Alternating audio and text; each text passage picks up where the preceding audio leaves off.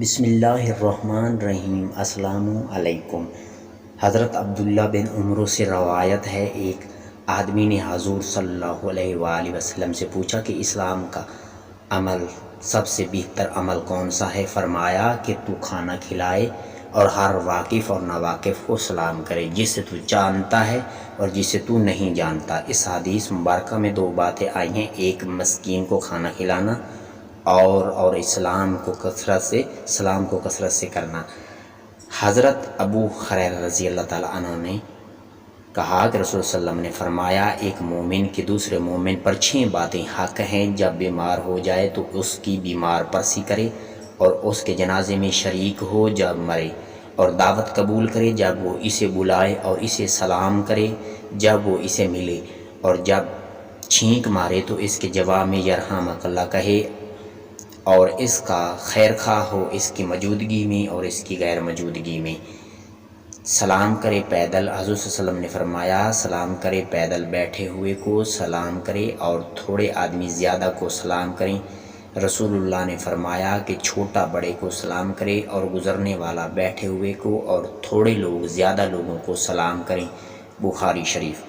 حضرت اسامہ بن زاہد سے روایت ہے، رسول کریم صلی اللہ علیہ وسلم نے ایک مجلس کے قریب سے گزرے جس میں مسلمان مشرکین بت پرست اور یہود ملے جلے بیٹھے تھے۔ آپ صلی اللہ علیہ وسلم نے ان کو سلام کیا۔ حضرت جابر سے روایت ہے، انہوں نے کہا کہ نبی کریم صلی اللہ علیہ وسلم کے پاس حاضر ہوا اس قرض کے بارے میں جو میرے باپ پر تھا۔ میں نے دروازہ کھٹکھٹایا اور آپ صلی اللہ علیہ وسلم نے فرمایا کون ہے؟ میں نے کہا میں۔ تو فرمایا میں گویا آپ نے اسے ناپسند فرمایا۔ جب بھی کبھی کسی کے گھر میں حاضر ہوں تو اس کے لیے آپ اپنا نام بتاؤ، ایسا نہ ہو کہ آپ میں کرو، اس سے اس کو کوئی سمجھ میں نہیں آئے گا اور یہ غلط اسلام کہتا ہے۔ حضرت برا ابن عازب سے روایت ہے، رسول کریم نے فرمایا جب بھی دو مسلمان آپس میں ملتے ہیں پھر مصافحہ کرتے ہیں تو جدا ہونے سے پہلے انہیں بخش دیا جاتا ہے۔ اسے احمد ترمذی اور ابن ماجہ نے روایت کیا، اور ابو داؤد کی روایت میں ہے کہ جب دو مسلمان ملتے ہیں پھر مصافحہ کرتے ہیں اور اللہ کی حمد کہتے ہیں اور اللہ کے حمد بیان کرتے ہیں، اس سے مغفرت چاہتے ہیں تو ان کو بخش دیا جاتا ہے جدا ہونے سے پہلے۔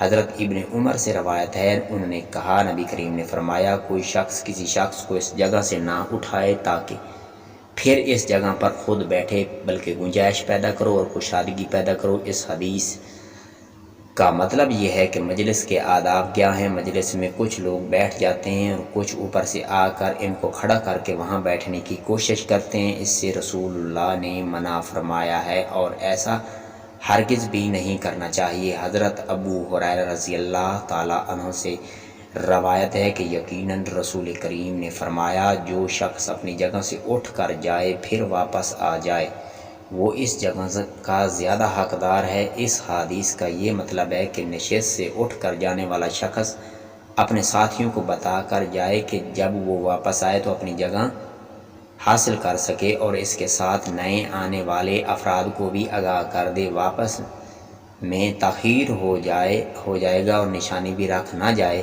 اور کافی دیر تک واپس نہ آئے تو اگر کوئی دوسرا شخص اس خیال سے بیٹھ جائے کہ وہ اب واپس نہیں آئے گا تو پہلے شخص کا کوئی حق نہیں، البتہ وہ شخص اس جگہ سے خود اٹھ جائے یا خالی کر دے تو یہ بہتر ہے، اور زیادہ بہتر یہ ہے کہ جو شخص اپنی نشست چھوڑ کر گیا ہے اور کافی دیر بعد واپس آیا ہے تو اب وہ اس کا حقدار زیادہ تر نہیں ہے۔ عمر بن عاص رضی اللہ عنہ سے روایت کرتے ہیں، رسول صلی اللہ علیہ وسلم نے فرمایا بے شک اللہ چھینک کو پسند کرتا ہے اور جمائی کو ناپسند کرتا ہے، پس جب تم میں سے کوئی چھینک مارے تو الحمدللہ کہے تو ہر مسلمان پر جس نے اس کو سنا لازم ہو جاتا ہے کہ وہ اس کے جواب میں یرحمک اللہ کہے۔ جہاں تک جمائی کا تعلق ہے تو وہ شیطان کی طرف سے ہے، پس جب تم میں سے کوئی جمائی لے تو جہاں تک ہو سکے اس کو روکے، کیونکہ تم میں سے جب کوئی جمائی لیتا ہے تو اس شیطان جو ہے وہ خوش ہوتا ہے، شیطان ہنستا ہے۔ اس لیے جب بھی چھینک آئے تو رسول کریم کی احادیث کے مطابق دوسرا بھائی مسلمان سنے تو اس کے جواب میں یرحمک اللہ ضرور کہے، اور جمائی آئے تو اس کو روکنے کی کوشش کرے، اور چھینک مارے تو اس کے بدلے میں الحمدللہ کہے۔ اس سے اللہ تعالیٰ جو ہے وہ بہت سی بیماریوں ذہنی اور جسمانی کو دور فرما دیتا۔ ویڈیو اچھی لگے تو ویڈیو کو لائک کر دیں۔ بہت شکریہ۔